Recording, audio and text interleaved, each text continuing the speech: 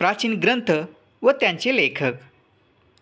बुद्धचरित अश्वघोष, स्वप्नवासवदत्त, भास, महाभाष्य पतंजली, नाट्यशास्त्र भरतमुनी,